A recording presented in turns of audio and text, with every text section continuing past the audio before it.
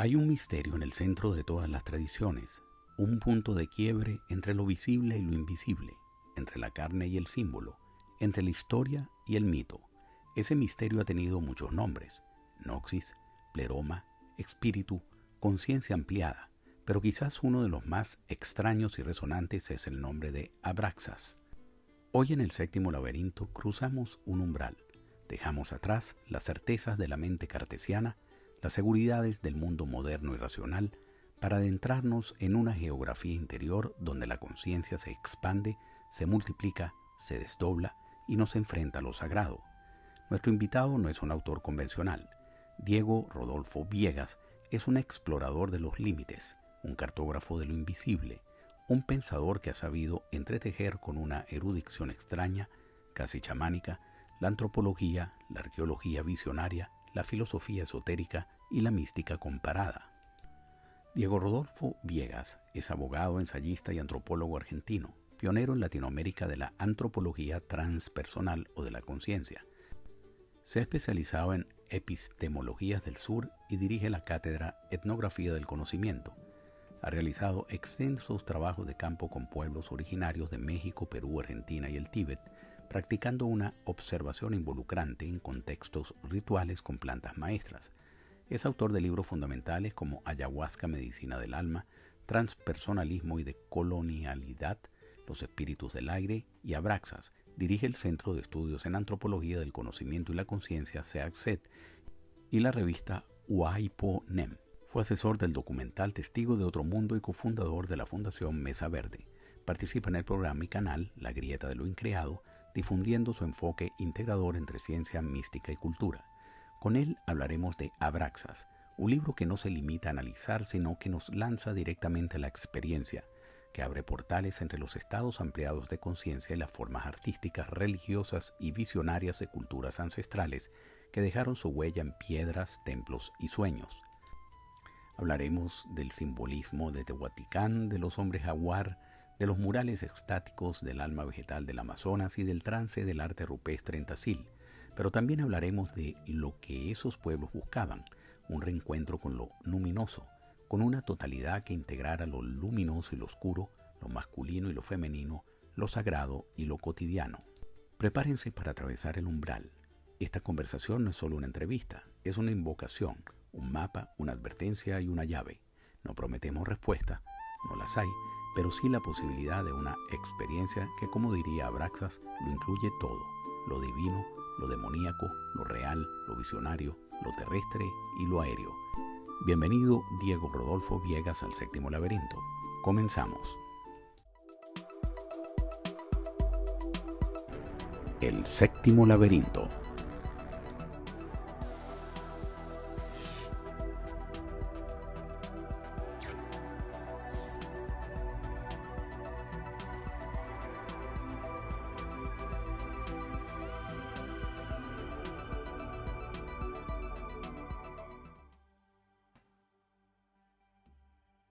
Bienvenido, profesor Diego Viegas. Un placer tenerlo en el séptimo laberinto. Muchas gracias, Luis y Eduardo. Realmente un placer que me hayan invitado aquí por primera vez al séptimo laberinto. Muchas gracias. Muchas gracias. Profesor, sobre el libro Abraxas y los estados ampliados de conciencia, ¿en qué medida los estados ampliados de conciencia son una respuesta al colapso civilizatorio y al vacío existencial de la modernidad? Bueno, claro, eso es interesante porque es un poco parte de mis trabajos, tienen que ver con esto. En primer lugar, todavía falta bastante para un reconocimiento de los estados ampliados, como nos gusta hablar a nosotros desde Fundación Mesa Verde y desde el Centro de Estudios, estados ampliados o alternativos de conciencia como forma de conocimiento, como formas epistemológicas, ¿no? Esto, aunque parezca mentira, uno diría, bueno, la antropología, una ciencia progresista, eh, que se interesa por otros saberes, otras formas diferentes de conocer, como digamos, diferentes de la ciencia, que es nuestra forma de conocimiento occidental, pero que tiene solamente 500 años y que podría no haberse desarrollado también, son cuestiones históricas que podrían haber sido distintas, y que reconoce al mito, al símbolo, a la geografía sagrada, al ritual, sobre todo el rito, como formas epistémicas diferentes, también las performances corporales y demás. Y uno diría, bueno, bien, llega su reconocimiento hasta allí, pero quizás por prejuicios del paradigma occidental de la modernidad, que por supuesto también está presente todavía, está vigente incluso en la antropología y en la arqueología, no se ha tomado suficientemente en cuenta a los estados ampliados de la conciencia o alternativos como una forma válida y legítima de obtener conocimiento. Que por otro lado, en todas las, digamos, cosmovisiones antiguas, digamos, todas las civilizaciones antiguas y todas las sociedades tradicionales que aún nos acompañan en este planeta, a pesar de todo lo que Occidente hace también digamos, llevarlas marginalizarlas, digamos, o invisibilizarlas, todas ellas han tenido a un sistema de conocimiento, de espiritualidad y de terapia, conocidos como chamanismos, que son bastante diferentes, pero también bastante similares en distintas regiones del mundo, y cuyo, digamos, definición es justamente el acceder a información a través de estados amplificados de la conciencia. Y esto, repito, no se toma lo suficientemente en serio, probablemente por esos prejuicios que arrastramos todavía del paradigma occidental de la modernidad. Por otro lado, digamos, este renacimiento de los enteógenos, como se les llama, es decir, las sustancias psicoactivas utilizadas por los distintos pueblos de la antigüedad, sobre todo, bueno, el ayahuasca que proviene del Amazonas, o está muy de moda ahora el tema de las macrodosis y las microdosis con los hongos psilocíbicos, todo este renacimiento que ocurre en la década de los 50, 60, sobre todo y 70, lo que se ha llamado la contracultura, ¿no es cierto?, en Occidente. Eh, bueno, lo que ocurre es que Occidente no encuentra la forma, digamos, de encajar este renacimiento o estos nuevos descubrimientos en su mundo, que es esencialmente, digamos, por su propia base socioeconómica, individualista, y fragmentario, ¿no es cierto? Su forma de conocimiento, la ciencia, por lo menos bajo el paradigma occidental de la modernidad, sigue siendo un conocimiento fragmentario, reduccionista, dicotómico, dualista, ¿no? Materialista también. Y eso impide que nuestra sociedad moderna o posmoderna termine digamos, de asimilar este renacimiento. Pero al mismo tiempo, yo estoy convencido de que quizás esta sea la época en donde se hace más necesario que vuelvan los estados ampliados de la conciencia en todas sus formas, ¿eh? Desde la meditación, el yoga, no estamos hablando solamente de sustancias, ¿no? Sino de todas ellas eh, regresen, digamos, pero obviamente en sus prácticas lo más parecidas posibles a sus formas originarias, porque me temo que si no, estamos en un camino de autodestrucción e incluso de destrucción de nuestro propio medio ambiente, al que creemos que es ajeno a nosotros mismos, y muchas de los testimonios de las experiencias con estas prácticas, justamente es interesante porque suelen, yo siempre digo, eh, hacer caer toda la estantería de lo más negativo del paradigma occidental de la modernidad, llevando al individuo a una transformación, ¿no? No en todos los casos existe esta transformación, pero en muchos sí. Entonces, bueno, por lo menos un mínimo porcentaje habrá alcanzado, digamos, esta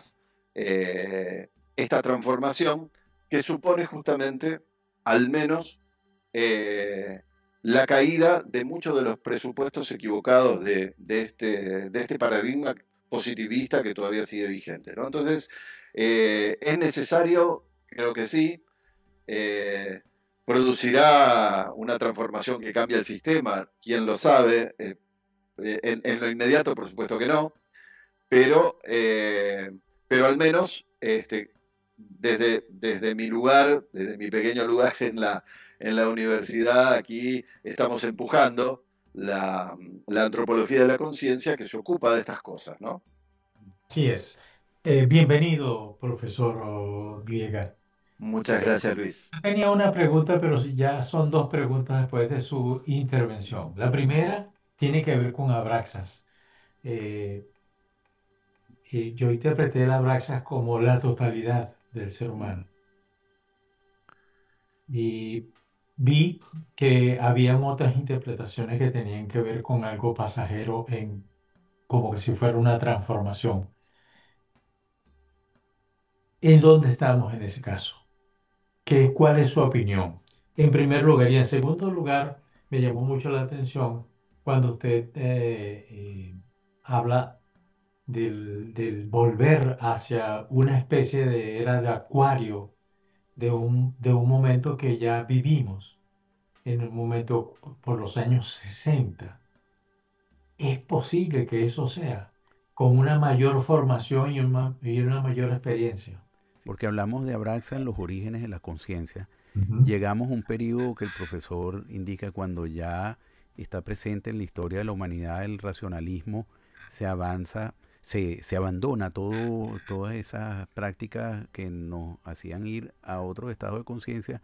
Digamos que ahorita estamos encerrados en una suerte de cápsula y Sí. si algún día comenzamos a salir de ella, como ya hay algunos signos de que estamos de alguna manera tratando de salir de ella, porque ya, bueno, ya hay varios autores, inclusive hasta desde el punto de vista científico, que hablan sobre la necesidad de alcanzar estados mayores de conciencia. Me pregunto cómo va a cambiar el ser humano cuando eso tenga lugar. Bueno, Yo leo mucho un filósofo también holandés, Bernardo Kastrup, cómo él condena todo lo que es el racionalismo exagerado, ultracientífico, que abandona todas estas áreas de conocimiento, investigación, pero yo veo que ya hay signos de que se está avanzando. ¿Cómo va a cambiar el ser humano cuando eso tenga lugar?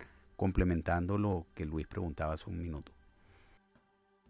Bueno, perfecto. En primer lugar, bueno, el libro Abraxas, que acaba de salir en España, aquí está el tomo uno. Que son Recordemos 5 que tomos, por cierto. son, claro, claro, son 5 tomos, ya están escritos, van a ir saliendo de a poco, como diríamos en cuotas, de cada 3 o 4 meses, gracias a la editorial Guante Blanco de Oscar. España, de Almería, con Óscar Fábrega, gran amigo.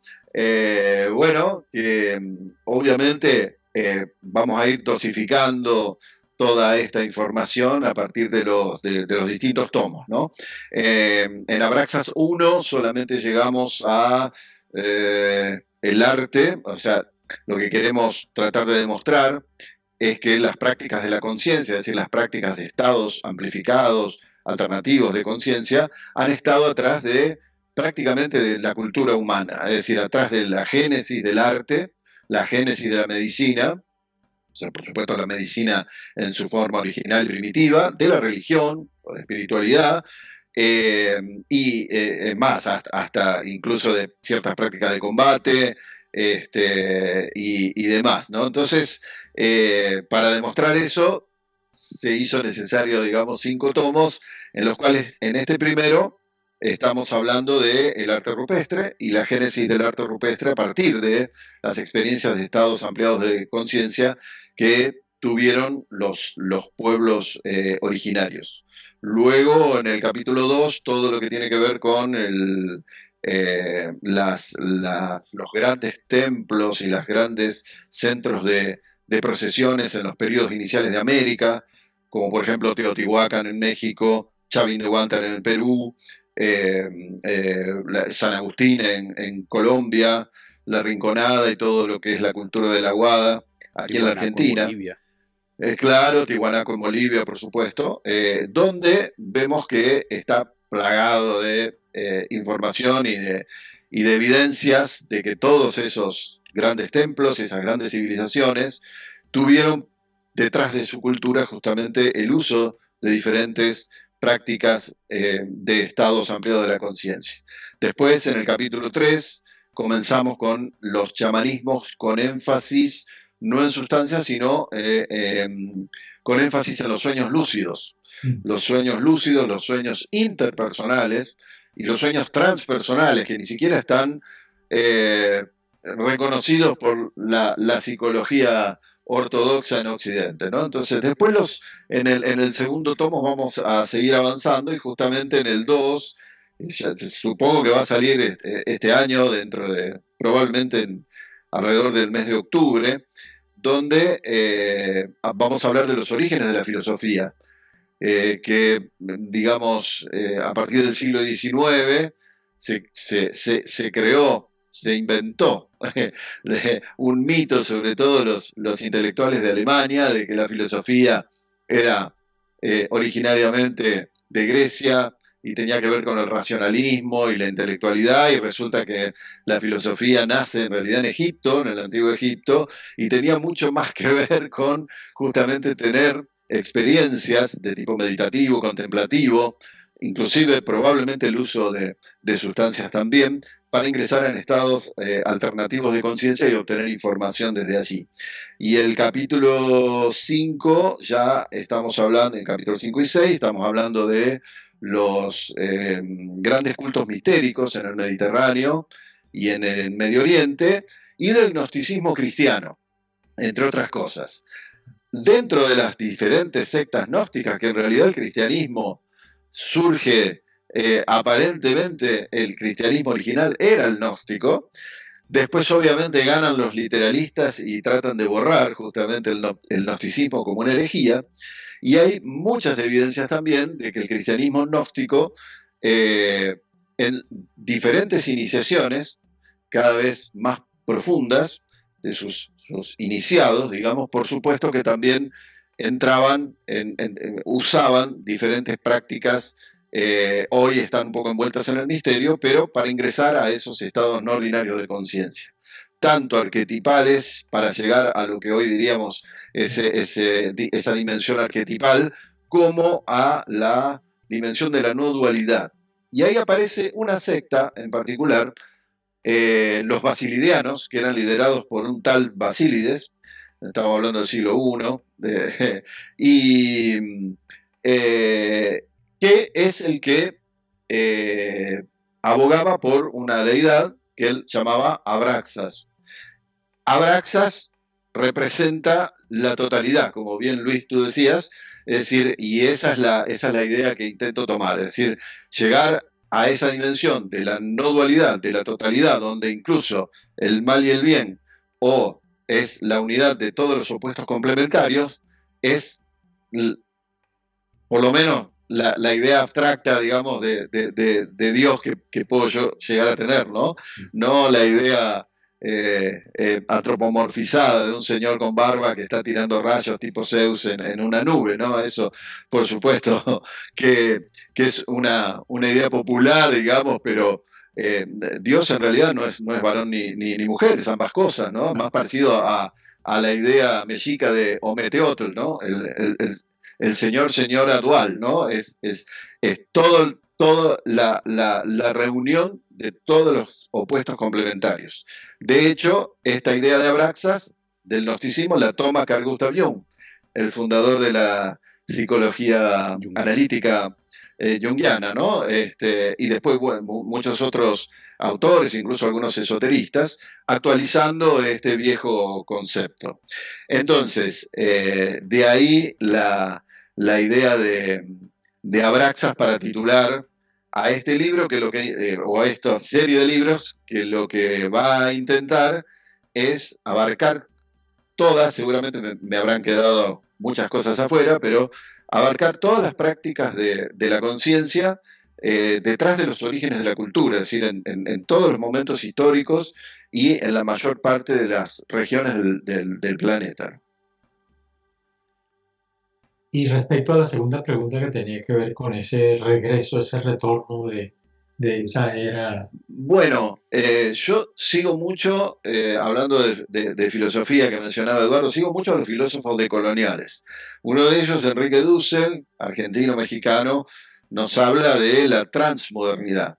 Es decir, el sistema de la modernidad, si es que colapsa, nos va a llevar a lo que sería la transmodernidad, es decir, más allá de todos los presupuestos de la modernidad, del materialismo, el reduccionismo, el dualismo cartesiano, es decir, el patriarcalismo también, la idea esta del Dios Padre, varón, ¿no? Justamente es muy diferente a la de Ometeotl o de Viracocha, también en el mundo andino, que también es varón y mujer al mismo tiempo, ¿no? Abraxas, en todo caso.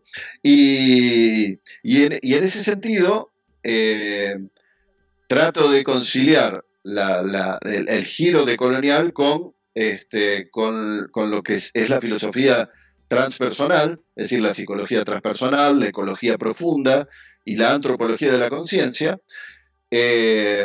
para dar cuenta de que una futura sociedad, la estamos imaginando, porque obviamente no sabemos qué va a pasar, pero una sociedad transmoderna, es decir, más allá de la modernidad, necesariamente va a tener que ser polifásica. Es decir, el 99% de las sociedades antiguas, tanto las antiguas civilizaciones como los pueblos tradicionales, han sido o siguen siendo polifásicos. Eso significa que validaban más de un estado de conciencia.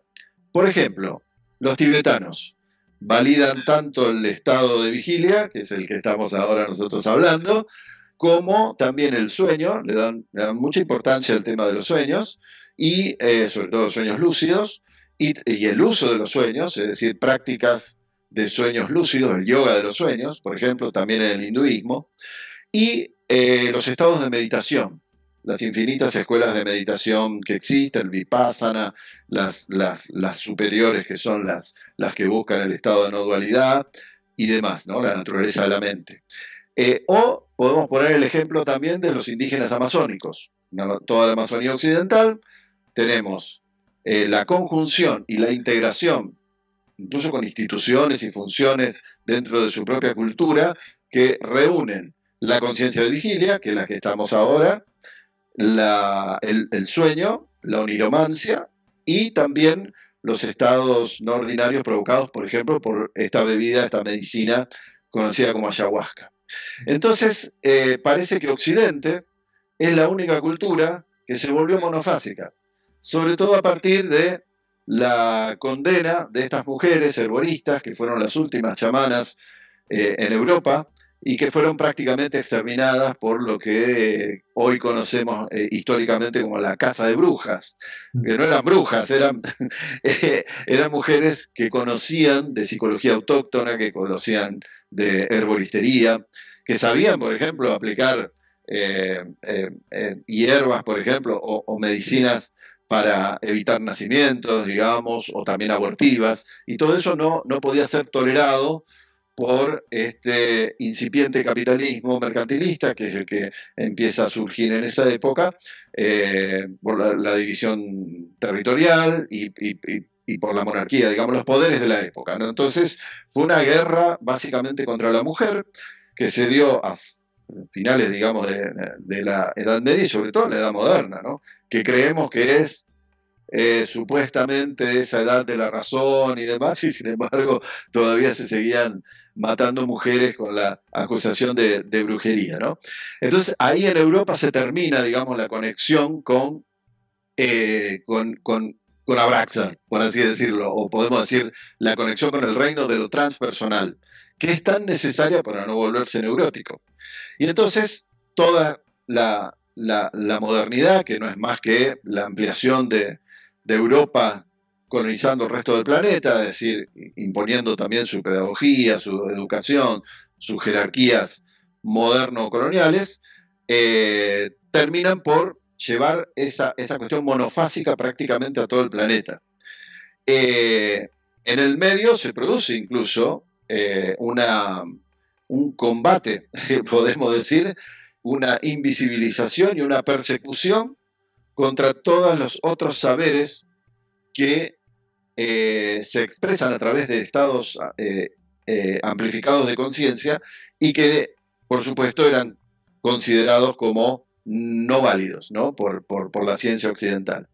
Y es así que llegamos a este punto, digamos, una sociedad bastante neurótica, con un importante vacío existencial, sobre todo en las nuevas generaciones, donde se necesita que volvamos a esa, periódicamente, no sé cada cuánto, pero por lo menos con algún tipo de práctica de la conciencia inspirada en las que todavía continúan, como por ejemplo, bueno, todas las escuelas de meditación, yoga y demás, y también estas prácticas que nos invitan, digamos, desde los pueblos originarios que comienzan a visitar las grandes ciudades, ¿no? Llevando, por ejemplo, sus medicinas tradicionales como la ayahuasca, el peyote o digamos, los hongos mágicos, ¿no?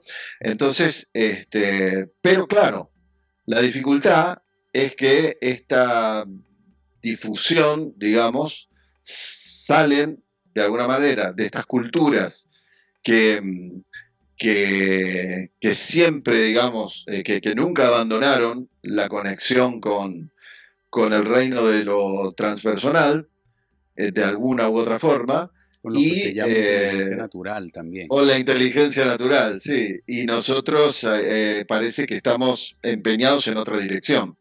Queremos una inteligencia artificial, postiza, y terminar quizás de destruir los últimos vestigios que quedan de estos sabios y sabias en todo el planeta. Pareciera que estamos en esa,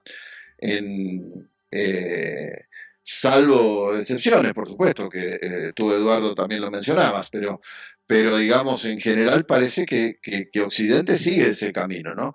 Y a mi modo de ver es un camino de autodestrucción, porque no podemos,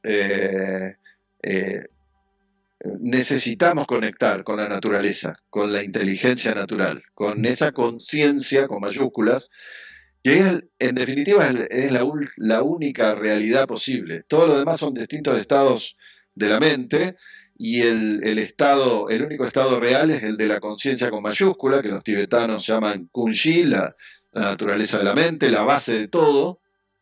No deja de ser Abraxas, la base de todo, es la misma idea. Y nosotros estamos completamente desconectados, completamente desconectados. Por eso las cosas que ocurren, ¿no?, en el mundo actual. Me pregunto, a mí el concepto de cosmos me gustaba mucho porque es todo lo que fue, lo que es y lo que será. Me pregunto si el Abraxas está antes que el cosmos. Pero le tengo una pregunta, profesor, específicamente sobre el tomo 1. Quisiera después que nos dé un ratico y nos comente qué va a ocurrir en el tomo 3, 4 y 5, porque hablamos del 1 y el 2. Pero Claro. en el tomo 1 yo me imagino estos primeros exploradores cuando se encuentran con los pictogramas de Chiribiquete o de Tassili o en Australia y ven esas figuras y me imagino qué pensarían, ¿no? Y con el tiempo nosotros hemos visto, por ejemplo, en el caso de Tassili, cómo ha estado muy ligado a la hipótesis extraterrestre, en el sentido de decir, bueno, tienen las figuras de estos hombres grises del imaginario popular, etcétera, pero resulta que no, que hay otra realidad que puede ser muy distinta, que son pictografías dibujadas durante o después de haber estado en estados de conciencia expansiva. Y lo mismo con las líneas de Nazca, que bueno, siempre se han comentado de que pudieran ser simbología para asegurar que las naves extraterrestres puedan aterrizar perfectamente, pero uno dice, bueno, si son tan avanzadas tecnológicamente para cruzar las estrellas, ¿para qué necesitarían de unos símbolos para aterrizar, por ejemplo, en Nazca. Pero entonces la conclusión también más cercana es que pudieron haber sido trabajos realizados para guiar espíritus en estados alterados de conciencia o lo que sea. Quiero que nos comente un poco de eso. Es el arte que uno encuentra en Chiribiquete, Tazil, Australia, un canal de estados no ordinarios, porque también en su libro, en este primer tomo, usted explora todos los signos geométricos, seres compuestos, visiones, cómo deberíamos interpretar esas formas visuales, que estamos ya enfrente de ellas, que sabemos que no necesariamente son reproducciones de contactos extraterrestres, cómo interpretar esas formas visuales, ese lenguaje simbólico universal, esa manifestación psíquica o ese testimonio metafísico. Sí, yo le agregaría algo, y perdona, profesor, algo a la pregunta, y disculpas, Eduardo. No. Eh, ¿Qué nos dices acerca de la vida interior de esos seres? Bien, perfecto, sí. El arte rupestre, no hay duda, bueno, también la música, la danza, ¿no? En su origen más primigenio, tuvieron que ver justamente con prácticas, ejercicios para entrar en estados alternativos de la conciencia. El arte rupestre es la manifestación, como bien tú decías, Eduardo, posterior o en el momento, no importa eso, de justamente de distintas fases de estos estados. Básicamente, obviamente, el hecho de haberlos experimentado nos da una ventaja frente a otros investigadores que no tienen la experiencia. Ahí es donde recalco la importancia de la antropología, de desarrollar en América Latina, porque en Estados Unidos está bastante desarrollada desde hace ya 40, 50 años. La antropología de la conciencia tiene sus propias revistas académicas y tienen sus reuniones anuales y están asociadas a la Asociación de Antropología Americana. Pero en América Latina no tiene un desarrollo. Incluso creo que soy uno de los pocos que está empujando esta disciplina en el mundo de habla hispana, ¿no? Desde la universidad. Y el hecho de que la antropología de la conciencia tenga una metodología propia, que es la que yo llamo la observación involucrante, ¿no? Porque va más allá de una observación participante. Yo puedo hacer una observación participante, por ejemplo, clásica, en una ceremonia, supongamos, de ayahuasca. Y voy a ver que hay un chamán, un señor que está fumando tabaco y que toma un brebaje y que está todo oscuro y un montón de gente que por ahí lloran o ríen o están vomitando y parece que están viviendo algo alborotado en su mundo interior justamente y el chamán empieza a cantar y bueno, perfecto, si ese es mi recorte social, es muy válido, pero la verdad que voy a estar llegando a una cosa muy superficial en mi observación. Ahora, si yo avanzo un paso más y digo, voy a hacer una observación involucrante, entonces, bueno, no me queda otra que si se trata de una danza, por ejemplo, si me lo permiten, digamos, la sociedad en cuestión, danzar con ellos si tiene que ver con máscaras, colocarme la máscara, si es una experiencia, como decíamos, de ayahuasca, tomar el ayahuasca, o sea, no me va a llevar a lo que está vivenciando el chamán, porque el chamán se preparó toda la vida justamente para poder conectar y tiene los mapas de esos estados alternativos de conciencia y uno no los va a tener si no pasa por el proceso iniciático. Pero al menos voy a tener una cierta idea de cuáles son algunas de estas fases que suelen ser comunes en muchos de estos estados. En ese sentido, bueno, Lewis Williams, un arqueólogo muy importante en la década de los 80 y 90, postuló esta idea de que incluso las famosas pinturas del Paleolítico Superior, en las cuevas de Lascaux en Francia o las de Altamira en España, tenían que ver con estados diferentes de conciencia en los cuales eh, muchos de los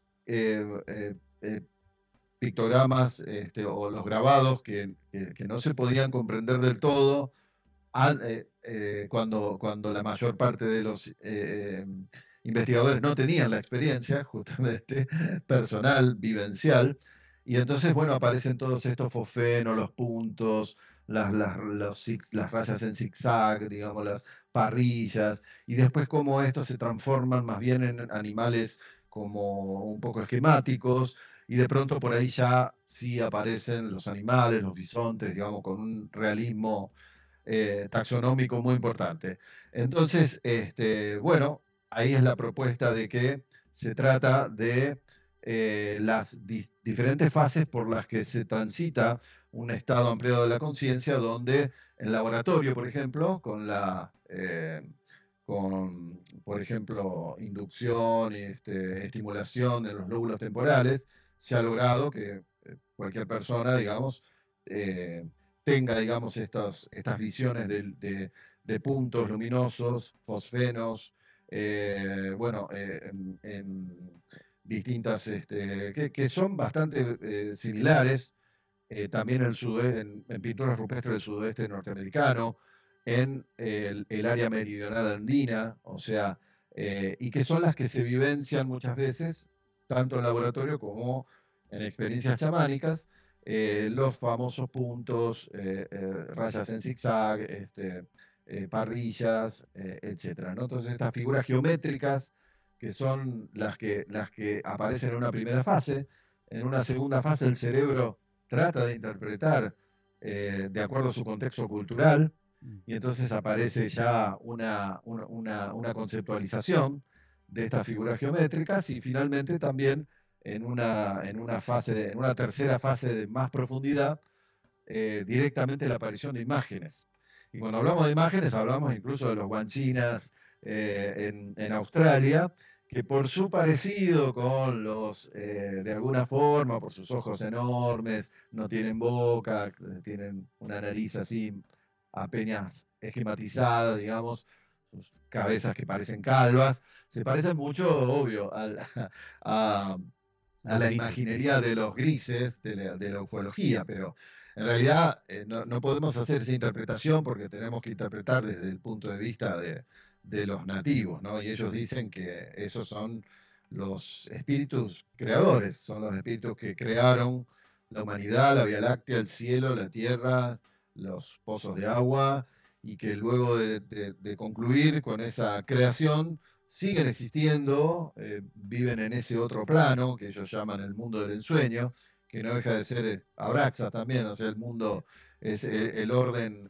implicado, al que se tiene acceso en el mundo australiano de tres formas: a través de las danzas, donde se entra en un estado de flujo, de un estado, digamos, sintonía con el resto de los bailarines, donde desaparece el ego, desaparece el yo, desaparece prácticamente también el medio ambiente, y estamos en una especie de no tiempo, y también a través de experiencias de chamanes muy similares a las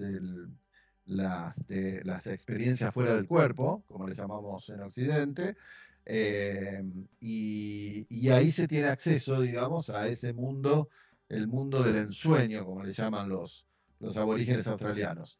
Entonces, todo el arte rupestre tiene un origen en los estados alternativos de la conciencia. Después, por supuesto, en la década de los 70, Eric von Däniken y muchos de estos autores que no son tenidos en cuenta, obviamente, por la antropología, eh, bueno, vinieron a tratar de interpretar cada una de estas cosas como cascos extraterrestres y demás, cuando en realidad la mayor parte de las figuras que tienen cuestiones así como radiantes en la cabeza, son justamente chamanes, es la forma de representar la importancia de esos estados alternativos que suceden dentro, digamos, del mundo interno, dentro de la cabeza, y entonces se representan como rayos o como auras.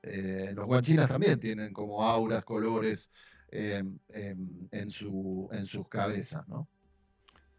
Cuando hablabas ahorita me recordé de la danza de los derviches en Turquía. ¿Qué es eso? Claro, sí, sí, también. Bueno, eso creo que está en el tomo quinto, recién en el último. Sí, recién en el último hablamos de las danzas. En realidad, muchas de esas danzas, la de los derviches es muy interesante porque, bueno, son giros continuos que por supuesto que eh, es diferente a la de los australianos, pero es la misma idea, digamos, que a través del movimiento cinético, el trance cinético se llama, uno puede entrar en esos estados, digamos, donde el ego desaparece y donde uno tiene una experiencia de flujo, dicen los psicólogos, ¿no? Una experiencia de sintonía, llegando a ese mundo, a veces incluso a esa dimensión de la no dualidad, que es buscada también por todas las escuelas de meditación, la iluminación en el budismo, también en el hinduismo, en el shivaísmo de Cachemira, eh, en fin. Pienso que los gnósticos también tenían dos tipos de iniciaciones, una que los llevaba a estados, digamos, arquetipales, eh, transpersonales, según diría Ken Wilber, y después la iniciación última era algún tipo de práctica de no dualidad, ¿no? Donde llegaban a Abraxa, justamente, Ya, ya. a la disolución, digamos, y a la experimentación de la conciencia con mayúscula, es decir, la base de todo. Si partimos del hecho de que esos estados ampliados de conciencia fueron sistemáticamente marginados en la modernidad, cuénteme, profesor, ¿qué hemos perdido? Y hemos perdido justamente la conexión directa con el reino de lo transpersonal. Y estamos haciendo todo lo posible para que desaparezcan los últimos sabios y sabias que mantienen esa débil conexión, ¿no? A través de quienes todavía, digamos, persisten en continuar con estas prácticas ancestrales, ¿no? Los tenemos en el Amazonas todavía, por suerte, y tanto así que hace un par de años estuve entrevistando a una mujer medicina, una médica tradicional colombiana, Yanacuna, su etnia, y bueno, ella me decía que no era casual que alrededor de los 90, hace unos 30 años, comenzaron los maestros tradicionales del Amazonas a visitar las grandes ciudades, ¿no? Primero en América Latina y después obviamente en los Estados Unidos y en todos lados, porque hay experiencias de ayahuasca hoy en día en Rusia, en Turquía, es increíble, hasta en Japón. Entonces uno dice, ¿cómo se fue expandiendo esto? Y bueno, es coherente lo que me dijo la maestra tradicional. En realidad no es por voluntad nuestra. La propia planta, la propia medicina nos impulsó a salir de la selva y a empezar a visitar a las grandes ciudades, como diciendo, para ver si algunos de ustedes, los, los occidentalizados, o en el norte global, con más razón todavía, empiezan a despertar y salir de ese marco justamente del paradigma reduccionista de la modernidad y empezar a retomar este camino de la conexión con el reino de lo transpersonal. Pero ¿qué me dijo la Maima Pantera? Así se llama, Maima Pantera. Eh, Eso se está por terminar porque ahora tenemos como la orden o la revelación contraria. Vamos a empezar a volver a la selva, vamos a dejar de visitar al menos los maestros, digamos, reales, ¿no? O sea, los genuinos chamanes van a dejar de visitar las grandes ciudades occidentalizadas y van a volver a la selva porque hemos vuelto a prostituir otra vez tanto la ayahuasca como el cactus de San Pedro y demás. Lo mismo que hicimos con el tabaco, que fue la primer gran profanación, ¿no? de Occidente. El tabaco obviamente sabemos que es nativo de América aparentemente nativo de Sudamérica, y de ahí se expandió muy rápidamente por todo el mundo a partir de la colonización española y portuguesa. Y transformamos el tabaco, que siempre fue una planta maestra que conecta mundos, que conecta universos, que permite también la sanación espiritual y demás, la comunicación con los espíritus, y la convertimos en el cigarrillo industrial, que tiene 200 sustancias tóxicas, hasta DDT tiene, bueno, y todo lo que ya sabemos, ¿no? Lo mismo ocurrió con la hoja de coca, que para el mundo andino es medicina, es alimento, tiene una gran cantidad de vitaminas y demás. Siempre se usó sin ningún problema. Ha sido también es la planta sagrada del mundo andino, en Perú, en Ecuador, en el norte argentino también, en la provincia de Jujuy. Y sin embargo la transformamos en la cocaína con la catástrofe, digamos, que eso implica y que sigue implicando a nivel de la violencia, el narcotráfico, las adicciones y demás, ¿no? Entonces, claro, el mundo antiguo no conocía la adicción. Las sociedades tradicionales, mientras no fueron colonizadas, no conocían la adicción, que es un problema muy occidental, es un problema espiritual de primer orden y que tiene que ver con el paradigma occidental de la modernidad. Entonces, son muchas cosas las que deberían cambiar. Probablemente la Maima Patera tenga razón. eh, Vinieron a buscar alguna transformación, quizás se logró parcialmente. Vamos a ver qué es lo que ocurre en el mundo. Según ella, si los necesitamos, vamos a tener que ir a buscarlos a la selva, pero van a dejar de visitarnos porque hemos vuelto a mercantilizar estas medicinas, las hemos comercializado, ¿no? Como también a partir del mindfulness y toda esta cosa se ha mercantilizado, por ejemplo, una gran escuela de meditación que es el Vipassana, ¿no? Porque el mindfulness no es otra cosa Lo que mismo, sí. el Vipassana occidentalizado, digamos, ¿no? Ahora, me pregunto, ¿qué criterios nos permiten a nosotros diferenciar lo que es una experiencia simbólica profunda de una simple construcción onírica inconsciente? Y me pregunto también esos estados hipnagógicos o hipnopómpicos desde una perspectiva integradora, cómo podemos ahí mezclar la ciencia, la filosofía y la espiritualidad, esas tres ramas importantes. Es una muy buena y profunda pregunta. Justamente estábamos hablando continuamente del paradigma occidental de la modernidad. Una de las cosas que, que- que justamente es una de las cuestiones negativas de este paradigma es, o de esta espira de la conciencia que nos ha tocado vivir en los últimos tiempos, según esta idea de las espiras de conciencia de Ken Wilber, ¿no? Ujú. De cualquier modo teórico que lo veamos es exactamente lo mismo. Digamos, una de estas cuestiones es que desaparece la dimensión espiritual, ¿no?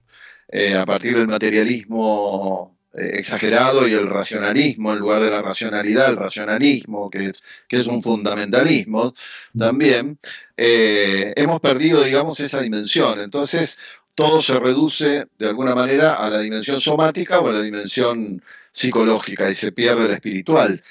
Cuando cualquier pueblo originario, cualquier indígena, yo hice mucho trabajo de campo, digamos, incluso acá en el noreste argentino, con distintos médicos tradicionales que tengo el orgullo de decir que son mis amigos también.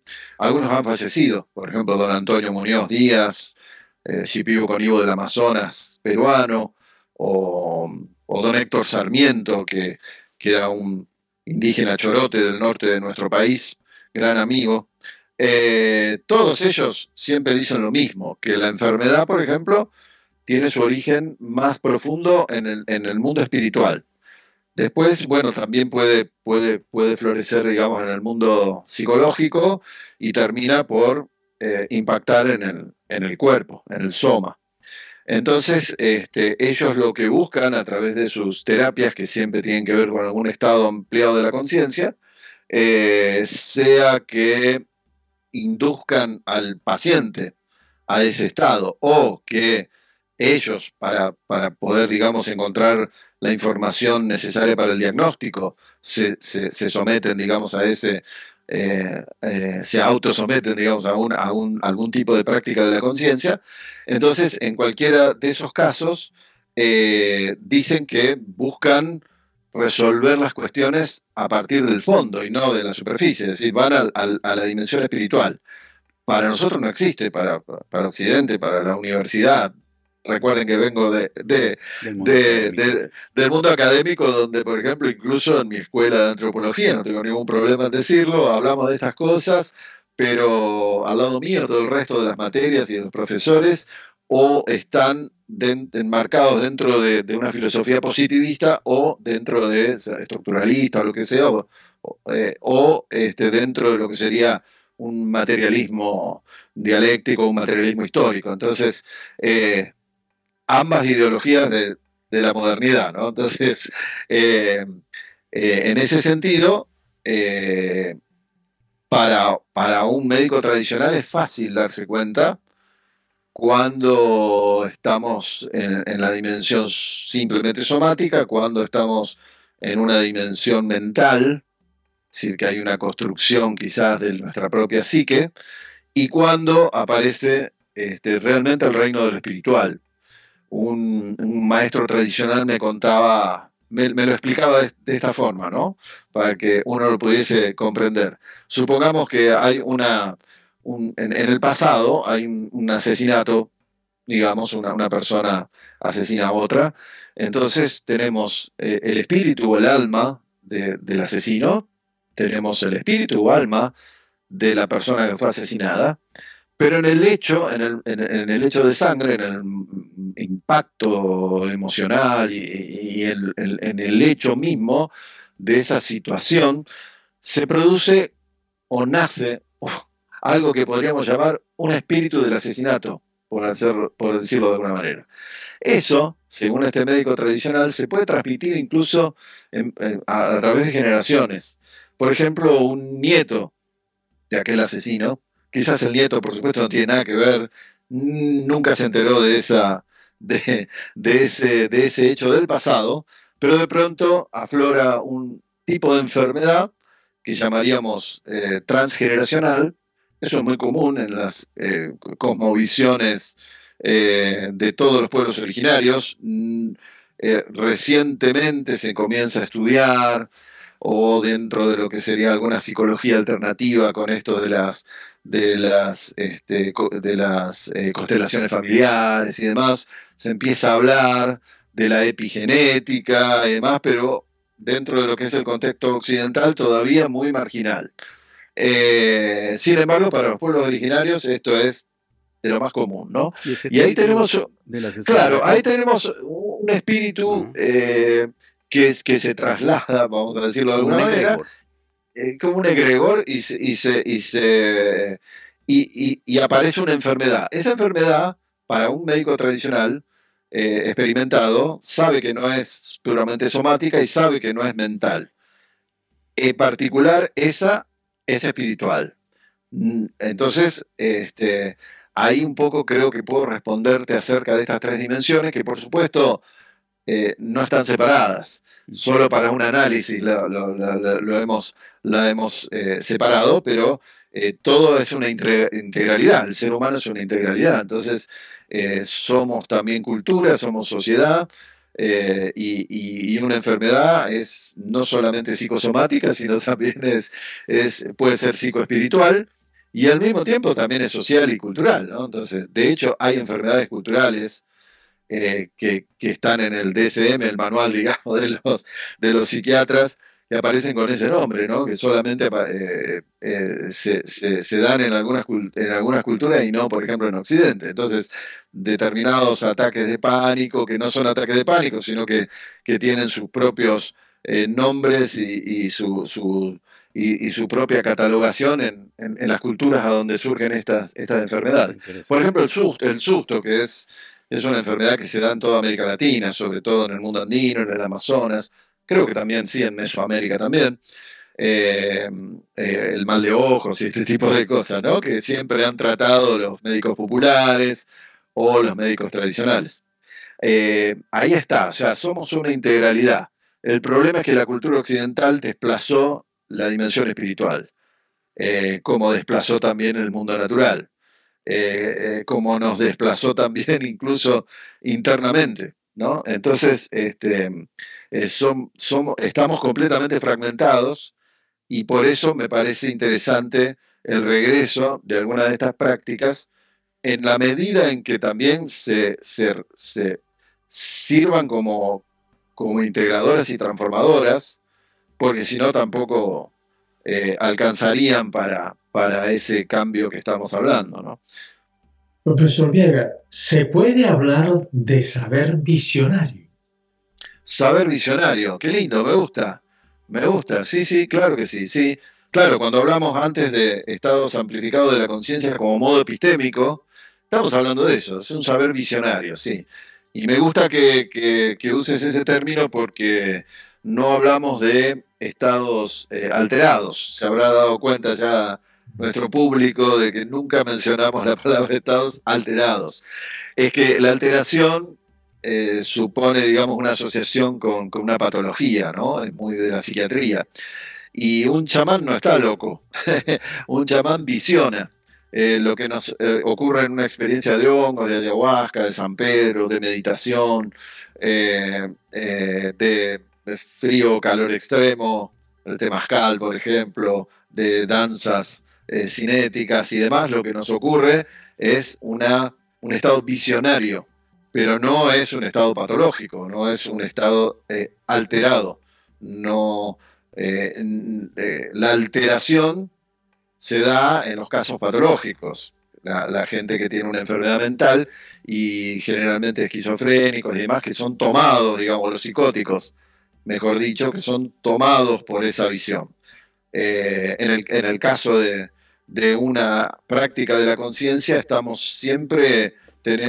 nunca se pierde totalmente la conciencia, siempre se tiene esa particularidad de estar como en dos planos al mismo tiempo, de estar con un pie aquí y otro pie en la Atlántida, ¿no? Entonces, y de esa forma sabemos que se trata de una experiencia que dura algunas horas y que luego vamos a volver al estado de vigilia, que es el estado del darse cuenta actual, ¿no?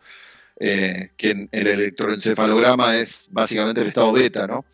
Pero bueno, en Occidente, como dijimos, somos una sociedad monofásica, ¿no? En cambio, los hindúes dicen, por ejemplo, que ellos filosofan desde todos los demás estados de conciencia, cuando los occidentales o la filosofía occidental solamente lo hace desde un estado, que es el de vigilia. Y ellos filosofan desde todo el resto de los grados y niveles de estados de conciencia o de la mente que uno puede imaginar, ¿no? Entonces, ahí está esa gran diferencia. Me gusta la idea de un conocimiento visionario, sí, sí. Profesor, quería preguntarle sobre los estados o el mundo arquetipal que, bueno, muchos han desarrollado o alimentado ese mundo, pero por supuesto Jung dio unas contribuciones muy importantes y esa conexión con la fuente es con ese mundo arquetipal. ¿Qué podemos entender por esa dimensión arquetipal uniéndolo a los temas que estamos conversando en el día de hoy? ¿Es junguiana, chamánica o es una síntesis de muchas cosas? Desde un punto de vista del Jung ya mayor, diríamos, antes de su fallecimiento, al principio creo que él no se animaba a expresarlo del modo que lo expresó ya un poco mayor, pero llega a esta idea con la cual yo estoy completamente de acuerdo, de, de un mundo de la conciencia o una dimensión espiritual, o llamémosle transpersonal, que es semi-autónoma, ¿no?, de los seres humanos. De hecho, esos arquetipos no pueden existir sin la mente o sin el alimento, como tú decías, que le damos para, en cierta forma, sostenerlos, pero al mismo tiempo ese mundo tiene una cierta autonomía, que no es total, nunca va a ser total. Esto significa que nosotros podemos acceder a ese mundo y podemos contactar con esa gran cantidad de seres que son los que aparecen en todos los mitos, ¿no? Por los embaucadores, los tricksters que aparecen en los mitos de todas las culturas, o bueno, los arquetipos clasificados por Jung, que probablemente sean más, pero quizás no sean más que una veintena, una treintena de imágenes arquetipales. Imágenes arquetipales, perdón, hay millones, pero arquetipos hay muy pocos, y entre ellos, bueno, la diosa madre, nutricia, la doncella, Los arcanos mayores, sí, pudiéramos. el puber eterno. Claro, en el tarot aparecen, por supuesto, muchas de estas imágenes, en los mitos también, es obvio, porque los mitos expresan el inconsciente colectivo, el tarot también, muchas de estas prácticas rituales también. Entonces, podemos tener ese contacto. Pero al manifestar que son una dimensión semiautonómica, entonces también podemos pensar lo contrario, que esos arquetipos a veces se comunican con nosotros fuera de nuestra voluntad. Esto es lo que creo que sucede, por ejemplo, en muchas situaciones visionarias, como la aparición, las apariciones marianas, ¿no? Las apariciones de la Virgen, y seguramente también algunas, no todas, algunas manifestaciones que hoy llamamos ovni, y que le podemos denominar de muchas otras formas, apariciones de luces en general, que suelen ser inexplicadas y que pareciera que son externas, pero también al mismo tiempo impactan en nuestro interior o tienen algún tipo de mensaje interior que después, bueno, nosotros tenemos que ser encargados de codificarlos. Y entonces ahí tenemos como una doble comunicación. Nosotros vamos hacia ese mundo o ese mundo viene hacia nosotros, impacta, y en general, ¿cuándo lo hace? Casi siempre cuando estamos en un estado o próximos a un estado alternativo de conciencia. Es muy común que las apariciones marianas, por ejemplo, ocurran con niños, adolescentes, que son la misma etapa en donde suelen suceder también los poltergeist, ¿no? Siempre hay algún adolescente ahí en el medio, y parece que es una etapa de adaptación, una etapa emocional muy particular, por lo menos en Occidente, que hace que muchas veces esté asociada a este tipo de fenómenos, ¿no? De tanto visionarios. La conciencia está en formación todavía, entonces en general son niños o púberes que suelen tener este tipo de visiones o donde aparecen estos fenómenos, llamémosle paranormales, ¿no? Entonces, por supuesto, no es extraño que esos arquetipos únicamente puedan comunicarse con nosotros cuando estamos en un estado que no es el de vigilia. Y de hecho, si uno reduce la mayor parte de los mensajes marianos, fuera, digamos, de la creencia religiosa, por supuesto, que es totalmente respetable, aparece siempre como un mismo mensaje que nos dice, eh, si quieres comunicarte conmigo, en este caso el arquetipo, digamos, representado por la Virgen María, pues puede adoptar digamos, otras imágenes. Eh, Tienes que rezar el rosario, por ejemplo, ¿no? Es decir, tienes que someterte a un estado de monotonía, de oración profunda, que te lleve a un estado modificado de la conciencia. Esa es la única manera en que yo me puedo conectar con los humanos, ¿no? Se entiende perfectamente que el mensaje es ese. La única manera de comunicarse con el mundo trascendente, perdón, transpersonal, arquetipal, es someterse a un estado de conciencia que te lleve a esa dimensión. Por supuesto que también está el estado, digamos, de no dualidad o trascendente completamente. Hay culturas que son polifásicas, trascendentemente polifásicas, que son en general las culturas del budismo, tibetanos y demás, que buscan directamente sobrepasar, digamos, la dimensión de lo arquetipal para llegar directamente a la no dualidad, donde ya se disuelve el sujeto y objeto. Mientras hay un arquetipo, todavía sigue habiendo un sujeto, un yo que estoy observando a ese ser, Guanchina, Virgen María, ovni, extraterrestre, como queramos llamarlo. Pero cuando ya trascendemos eso, vamos hacia lo más profundo de la mente, llegamos al nivel donde desaparece el sujeto y el objeto. Solamente hay cognición pura, naturaleza de la mente, ¿no? Bueno, está perfecto. Es muy probable que muchas culturas chamánicas también accedan a... Generalmente hay un prejuicio dentro de la antropología de que las culturas chamánicas solamente acceden al mundo arquetipal transpersonal.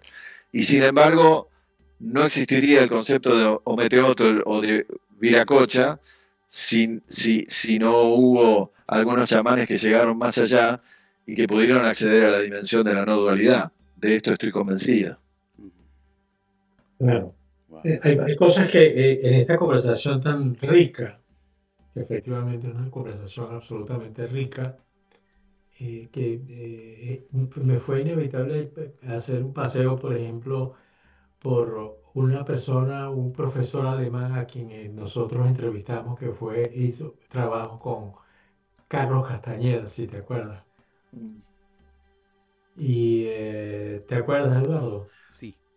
Sí, que fue el señor ya bastante mayor y estaba en Alemania, nosotros en una hora y él la hora en Alemania era como las 3 de la madrugada. Él y su esposa fueron asistentes de Carlos Castañeda y en este momento me acuerdo de Don Juan, de las enseñanzas de Don Juan. Ese era lo que él estaba explicando en esos momentos donde consumía los hongos, eh, esos hongos psicotrópicos, esos hongos, eso era.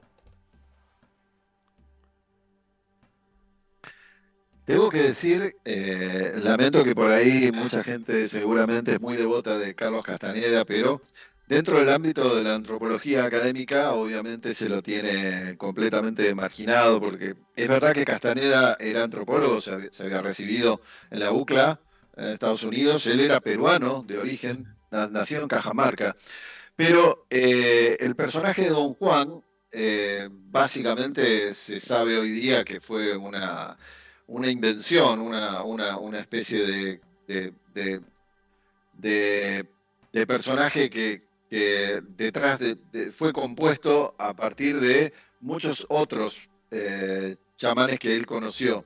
Entonces construyó la figura Ok, mítica, legendaria de Don Juan, y en realidad Don Juan nunca existió como tal, sino que hay varias figuras que él fue conociendo a través de la historia y que tomó elementos de la personalidad de cada uno de ellos y creó este personaje y un poco también está muy novelado sus libros. Entonces, incluso al principio, en los años 60, aparecían en los estantes de las librerías en la parte de antropología, pero después, a partir de la reacción de los académicos, empezó a estar en la parte de novelística, bueno, ¿no? Entonces, sí, hay un mensaje que puede ser interesante para mucha gente, desde el aspecto filosófico y demás, pero desde el aspecto puramente etnográfico, él no fue un buen profesional, digamos. Él creó un personaje, inventó cosas y se nota incluso en los primeros libros, porque en esa época recién empezaban estos famosos hongos, los hongos psilocíbicos, se habían comenzado a conocer. No estaban clasificados por la biología, no los conocía, digamos, la botánica occidental. Esto se debió en parte, entre otros, a Richard Evans Schultes y sobre todo a Robert Gordon Wasson, que era un banquero de profesión, pero que tenía ya muchos estudios en este sentido, que había tenido la intuición de que la religión o la espiritualidad había nacido a partir de ingesta de hongos, sobre todo él se basaba mucho en la cultura siberiana, el uso de la manita muscaria, que es ese famoso hongo de los cuentos infantiles, que obviamente está en los mitos y en las leyendas infantiles, porque bueno, ahí viven los duendes, ¿no? Todos sabemos que la casita de los duendes es justamente de estos seres arquetipales, es justamente la manita, que es un hongo rojo que tiene pintitas blancas y demás. Bueno, son hongos psicoactivos consumidos por las culturas siberianas, y él termina aterrizando en México, en Huautla de Jiménez, en el estado de Oaxaca, en el año 55, es el primer hombre blanco, vamos a decirle así, norteamericano él, que accede a tener una experiencia por primera vez de una ceremonia con elementos prehispánicos con una chamana, una médica tradicional que se llamaba María Sabina.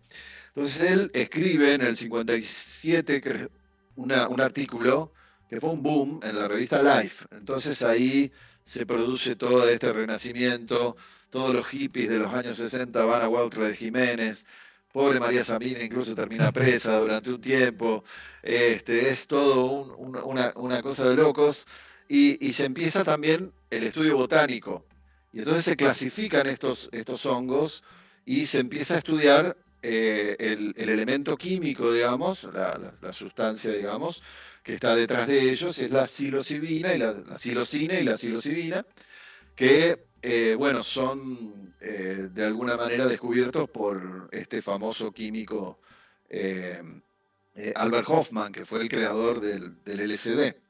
Entonces, comienza el estudio de la psilocibina y de los hongos mágicos como un potencial terapéutico enorme hasta el día de hoy. Y hoy se habla mucho de este tema de las microdosis y demás. Pero Carlos Castaneda, en esa misma época, cuando recién comenzaba la ciencia a interesarse, o sea, estaba en pleno descubrimiento de todo esto, confunde, por ejemplo, los hongos, que recién empezaban a conocerse en el mundo occidental, con el peyote, que ya era conocido desde 1800 y pico. Entonces ahí notamos que hay inconsistencias e incoherencias en el relato de Castañeda, porque realmente no sabía. Entonces mezclaba los hongos, incluso le llama mezcalito al espíritu, digamos, tomando, digamos, un error de los científicos decimonónicos europeos que confundieron el peyote con el mezcal. Y por eso habla de mezcalito. Ahora, ¿cómo puede ser que un espíritu se llame de esa manera, repitiendo un error científico de los europeos del año 1800, ¿no? Entonces, hay muchas inconsistencias, y realmente cuando se le, digamos, se lo conminó, digamos, a Castaneda a presentar pruebas de la existencia de Don Juan, realmente no las hay, ¿no? Yo les recomiendo a todo el mundo, a ustedes también, la mejor biografía, la única y la mejor, la más exhaustiva que existe sobre este personaje es la de Manuel Carballal, que seguramente ustedes lo Sí, conocen por su investigación del ojo crítico exacto. y de muchos fenómenos paranormales.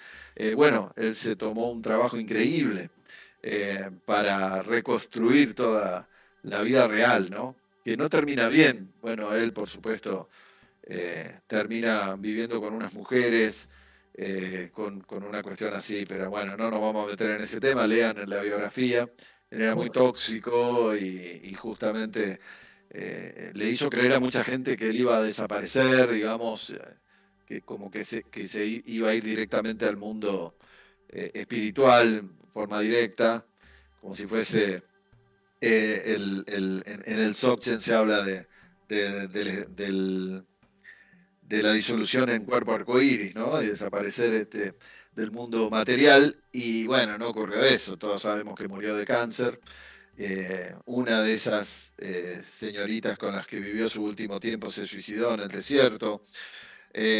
Bueno, por una cuestión de una personalidad, eh, Tóxica. digamos, tóxica, sí, manipuladora. Era un personaje muy manipulador, pero la verdad que es muy recomendable la biografía. Todavía hoy seguimos hablando de Carlos Castaneda, Sí, o sea que él logró lo que hacer de sí quería, sí. mismo un mito Sí. impresionante y todavía muy vigente, ¿no? Profesor, quería preguntarle sobre el origen de las figuras híbridas.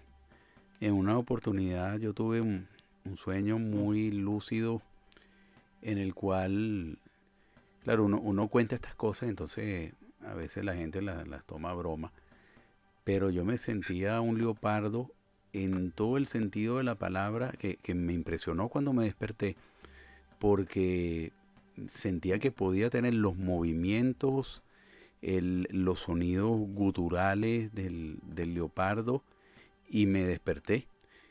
Pero fue tan real, entonces me preguntaba sobre el origen de estas figuras híbridas hombre-animal y que sobre todo aparecen muy repetidas en el paleolítico y en el arte precolombino. Se tratan de viajes interiores, estas representaciones, seres reales de ese mundo arquetipal o arquetipos colectivos, cómo interpretar todas estas figuras híbridas.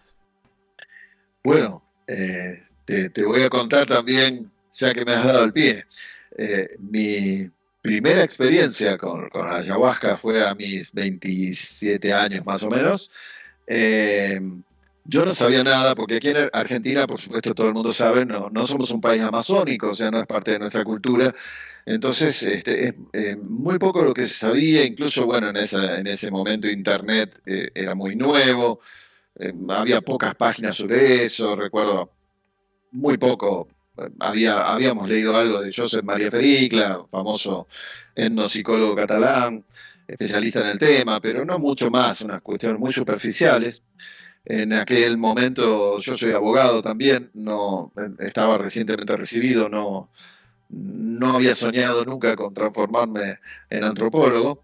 Y entonces esa primera experiencia, con esa inmadurez, digamos, y esa falta de conocimiento, me lleva a una transformación que yo no me podía explicar qué es lo que me pasaba, porque era una transformación psicofísica, ¿no? Donde había también movimientos faciales y demás, hasta que me voy dando cuenta que, bueno, que, en una segunda y tercera experiencia se completó mucho más ese mismo proceso y sí, me estaba transformando en un felino.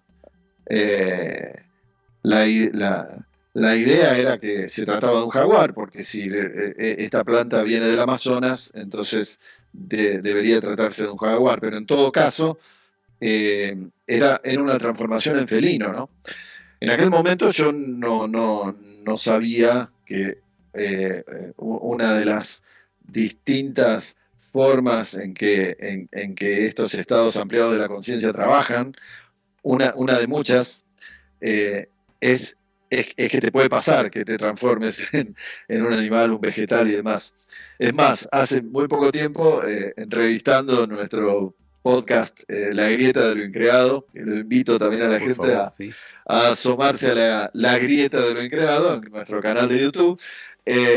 Entrevistaba a un profesor que también tuvo distintas experiencias en el Amazonas, junto con Luis Eduardo Luna, y bueno, me contó justamente, por primera vez hizo público su experiencia, se transformó en una mosca, Mm. cosa que, en un insecto, ¿no? Nosotros teníamos la experiencia de Juan Acevedo también, que está relatada en algunos Sí, muy libros, buena, de muy buena. su transformación en mantis religiosa, pero en el caso mío, algo mucho más clásico, que es la de jaguar, ¿no? Y la jaguaridad y esa transformación del chamán en jaguar es bastante común en todo el mundo andino y también en el mundo mesoamericano. Por supuesto, aparece representado, hace pinturas que quizás tengan hasta 20.000 años de antigüedad, en el Chiribiquete, en la Lindosa, en pinturas rupestres de la selva colombiana, y aparece también la transformación de hombre en jaguar o de jaguar humano en distintos mitos y también, por supuesto, en el mundo de las culturas andinas y en la cultura de la Guada, que es la cultura agroalfarera más importante del norte argentino. Eh, súper interesante y incluso, bueno, hasta hace poco, hace un par de años, pude estar frente a frente. Hace mucho que quería ir a la provincia de Salta, en el norte de nuestro país, donde todavía están eh, perfectamente conservadas unas pinturas rupestres que tienen alrededor de 1000 años de antigüedad, que, que fueron hechas por guerreros, chamanes, señores del jaguar, como se les llama en la antropología, que consumían el sebil, una semilla muy propia es un árbol, muy propia del norte de nuestro país, que contiene dimetiltriptamina, DMT, que es justamente también la sustancia química visionaria de la ayahuasca, ¿no? Nada más que en este caso está en una semilla que viene así como en una vaina. Y bueno, estuve ahí en el bosque de Seville, donde están enclavados estas alucinantes pinturas rupestres, pude cerrar los ojos, con, tocando superficialmente con mi mano a una de ellas y realmente sentí subjetivamente, ¿no? Que esta gente que hizo esas pinturas hace 1000 años se sentían absolutamente poderosos por su transformación en jaguar, ¿no? Que es este animal mítico de toda Sudamérica, y entonces eh, eh, lo que sentí fue como un estremecimiento, porque ellos se sentían poderosos tanto para lo bueno, digamos, como para lo más cruel, ¿no? Eran guerreros también. Entonces, es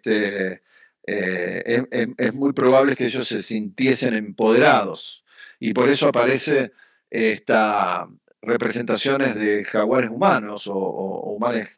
Muchas veces, a veces se dice que son máscaras, pero posiblemente no sean representaciones de personas con máscaras o con pieles de jaguares, sino en realidad representaciones simbólicas de esa transformación que yo también tuve, entonces lo pude experimentar, ¿no?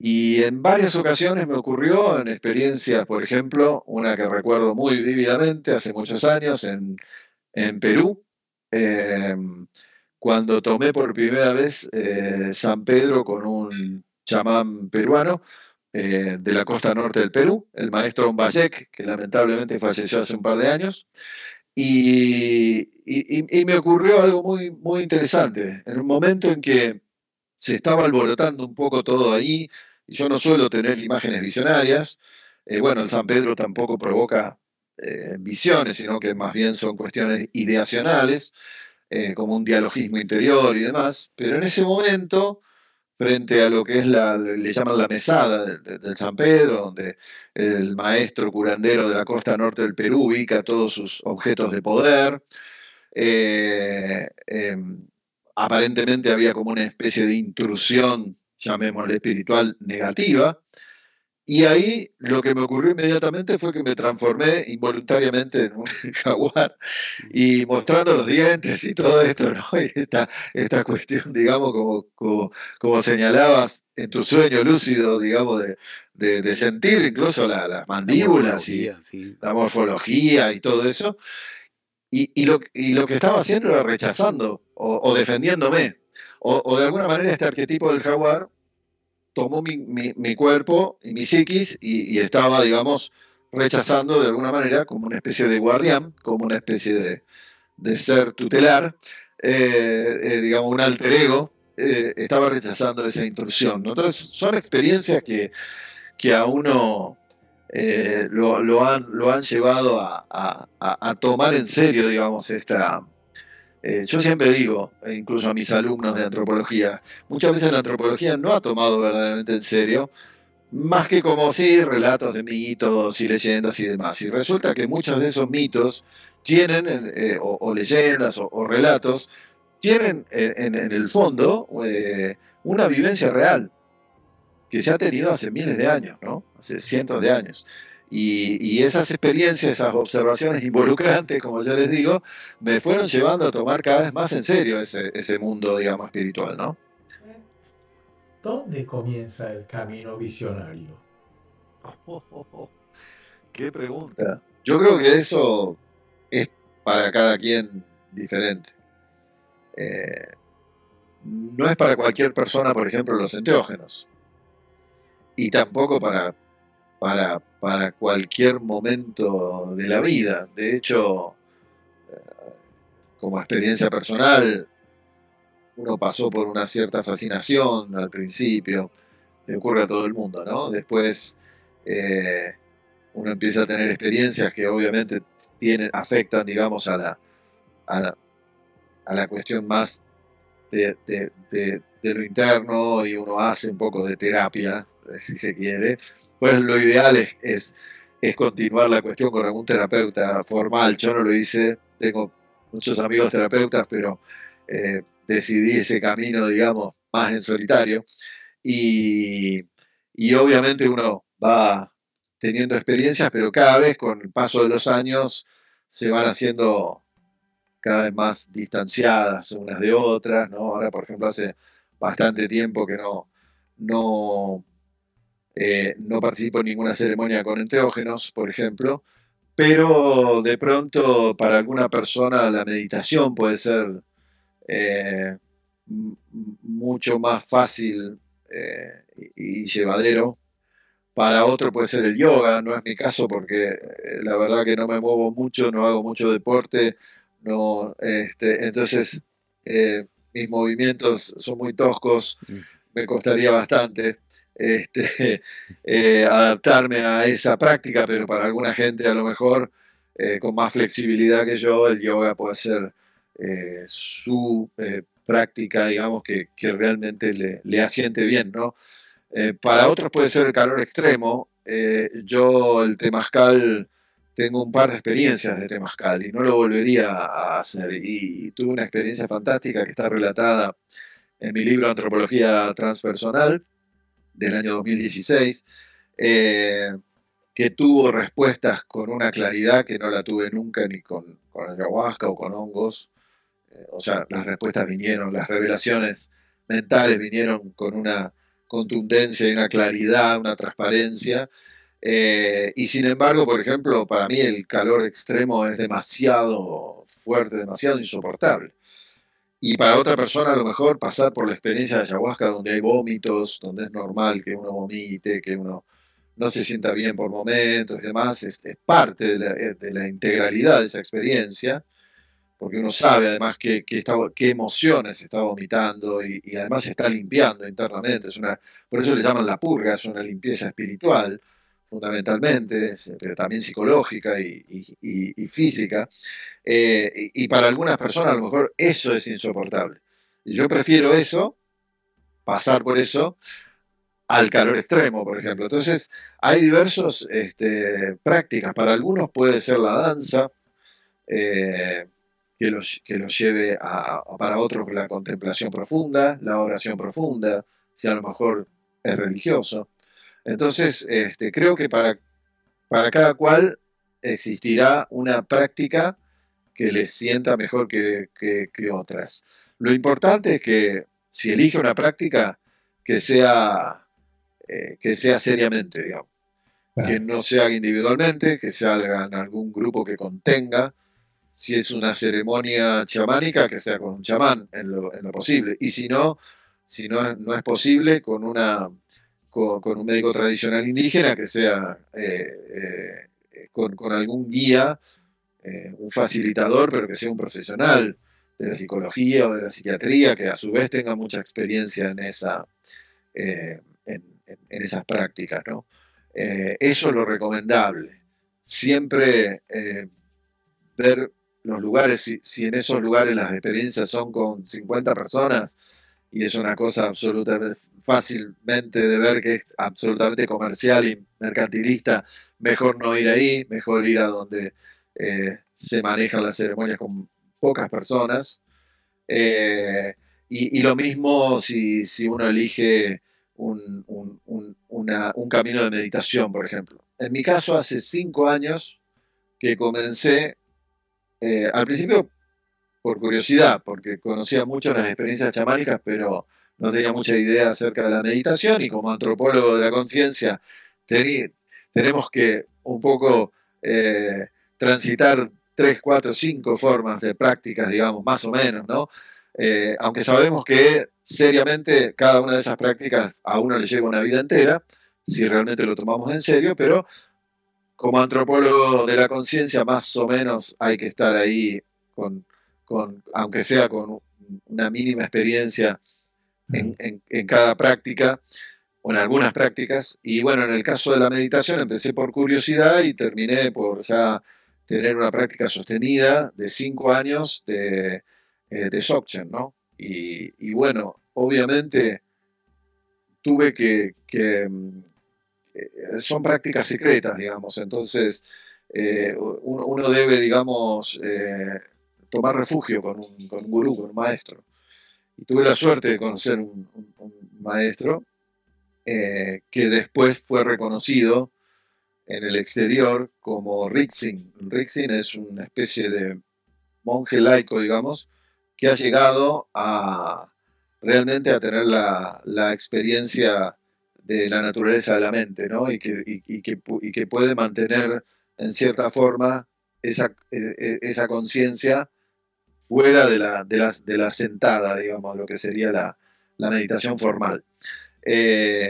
Y bueno, eso es extraordinario. He tenido mucha suerte.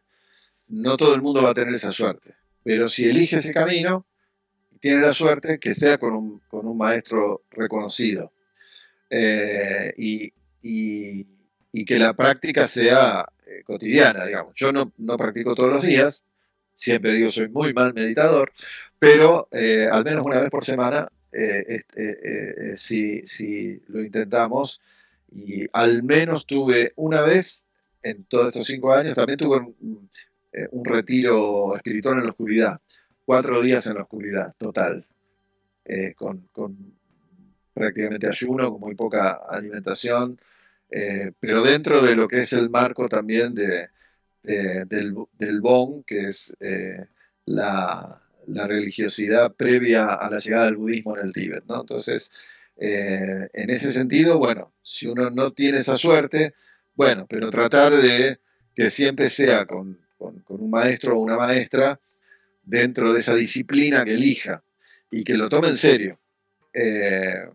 Si es que quiere hacer un camino espiritual, después si no, también uno puede experimentar tal cosa, tal otra, bueno, como hice yo con el Temazcal. No lo volví a repetir, no sería mi camino espiritual a partir del Temazcal, pero sí he conocido a mucha gente que, por ejemplo, lo conoció en el sur de Estados Unidos o en México y recibió esa vocación y ese llamado y se convirtieron en facilitadores de temazcaleros que andan por Sudamérica y por el resto del mundo, eh, eh, efectivamente con la autorización de algún mesoamericano o de algún lakota, y eso está buenísimo también, pero no sería, por ejemplo, mi camino. Por ahora seguimos las prácticas de Dzogchen.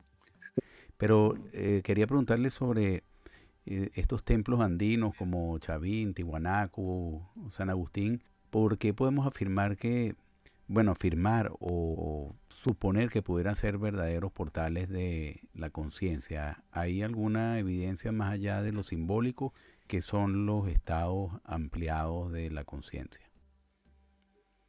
¿Qué son los estados ampliados de la conciencia? Bueno, qué difícil, habría que definir qué es conciencia y sabemos que eso es imposible. muy imposible, sí, porque realmente es como se dice, un hiperónimo, es decir, es un término que engloba muchos otros y que tiene que ver con el qualia, es decir, la famosa rojez del rojo, la advertencia, la creatividad, la inteligencia, la intencionalidad, ¿cierto?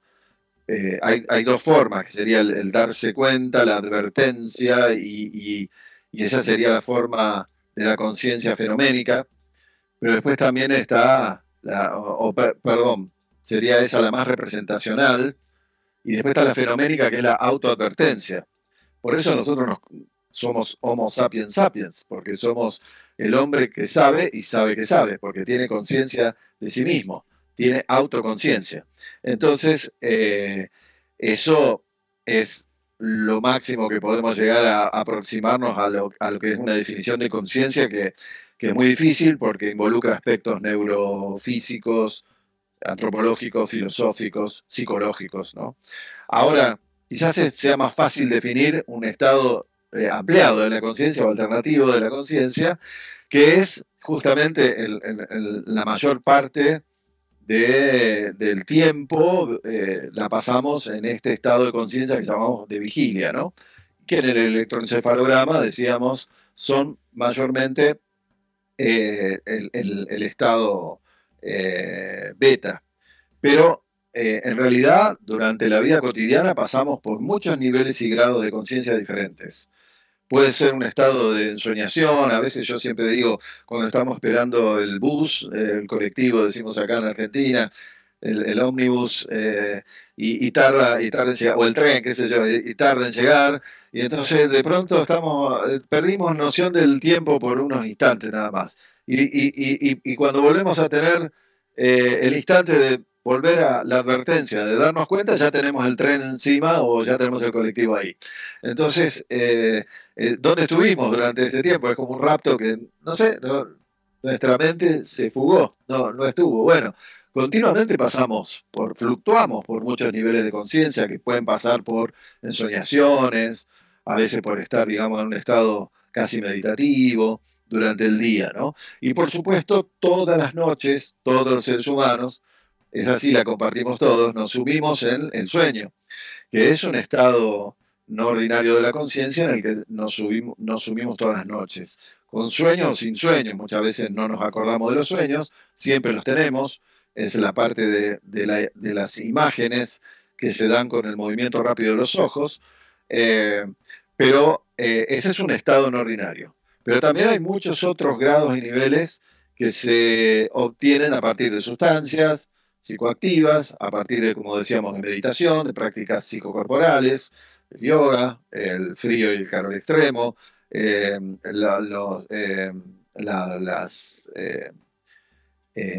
aislamiento sensorial, utilizado muchas veces también en ritos iniciáticos o ritos de paso en la antigüedad y todavía en la actualidad en algunas civilizaciones y culturas.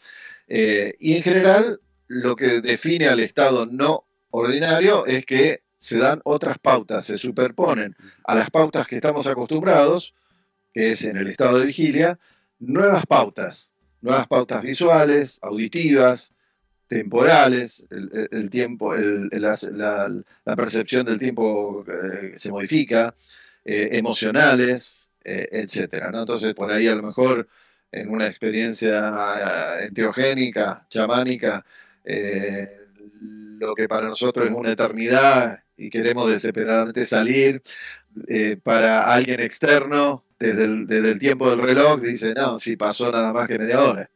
¿No? Entonces, y para nosotros ahí adentro, una eternidad. O al revés, o sea, otra forma de ejemplificarlo es la percepción ordinaria dentro de lo que es, que dijimos que fluctúa nuestra conciencia durante el día, por ejemplo, pero básicamente dentro de lo que sería el marco de la vigilia. Sería como si de pronto nosotros estamos en bicicleta y miramos a nuestro alrededor y nos parece que los árboles van como pasando. Obviamente somos nosotros los que estamos arriba de la bicicleta por una determinada ruta y nos parece perceptivamente que los árboles van pasando muy despaciosamente. Ahora, cambia la pauta de conciencia si vamos arriba de un coche, en un automóvil. Entonces, los árboles van a pasar mucho más rápido, va a ser diferente, digamos, porque se superponen otras pautas. Y un estado verdaderamente ampliado o alternativo de conciencia es si vamos con el mismo ejemplo en un avión. Ahí ya la pauta cambia radicalmente. No vamos a ver los árboles de costado, lo vamos a ver de arriba, si es que los vemos, porque probablemente están tapados por nubes, y entonces lo vamos a ver muy chiquitito, porque estamos muy altos, y esa sería una forma de ejemplificar para alguien que nunca experimentó, en realidad sí experimentó, porque los sueños los experimentamos todas las noches, quizás no experimentó con otras prácticas de la conciencia, pero seguro que ha tenido intuiciones, seguro que ha tenido algún tipo de conocimiento tácito en algún momento de su vida, que ha experimentado alguna pauta diferente, y eso es tener un estado no ordinario de la conciencia. Magnífico. Y sobre los templos como portales de conciencia. Sí, bueno, las evidencias las van a leer en el libro, hay múltiples. Estamos convencidos que en muchos de esos lugares, en Teotihuacán y también en Chavín de Huántar, había procesiones y que allí vivían una élite de hierofantes, de sacerdotes, que justamente lo que hacían era esto, ofrecer experiencias de estados alternativos ampliados de la conciencia a los peregrinos, y así llegaban, seguramente con multitud de reglas y de normas, como debe ser, o sea, con ayunos prolongados, con determinadas pautas rituales, y esa gente salía completamente transformada, ¿no? Lo mismo ocurrió en Eleusis durante casi 2000 años, en la antigua Grecia, ¿no? Donde las procesiones llevaban a los peregrinos hasta el interior de un templo, en un lugar muy pequeñito que se llamaba el Telesterión, y ahí no sabemos exactamente qué es lo que pasaba, pero los testimonios de algunos antiguos griegos que llegaron hasta nosotros no dejan dudas al respecto de que se tenía una experiencia amplificada de la conciencia que realmente los transformaba. Y estaba prohibido por las leyes de Grecia, por ejemplo, de contar o hablar detalladamente de qué es lo que allí había ocurrido, ¿no? Esto que ocurrió en Eleusis, algo parecido ocurría en Chavín de Huántar, en Tiwanaku y en Teotihuacán, entre otros templos, ¿no? Fueron verdaderos sitios donde durante mucho tiempo miles de personas obtuvieron esa transformación y esa conexión con el mundo de la inteligencia natural, como decíamos antes, y por eso en cada uno de ellos ocurrió algo muy insólito quizás, que 1000 años después todavía seguían teniendo un aura, habían cambiado las poblaciones, obviamente, que, distintas generaciones, y luego seguía teniendo estos lugares ya abandonados, ruinas, seguían teniendo ese aura misteriosa de sacralidad, por ejemplo, entre los aztecas. Los aztecas fueron los quienes le pusieron el nombre Teotihuacán. No sabemos cómo se llamaban los teotihuacanos a sí mismos, porque ellos estuvieron 1000 años antes de los aztecas.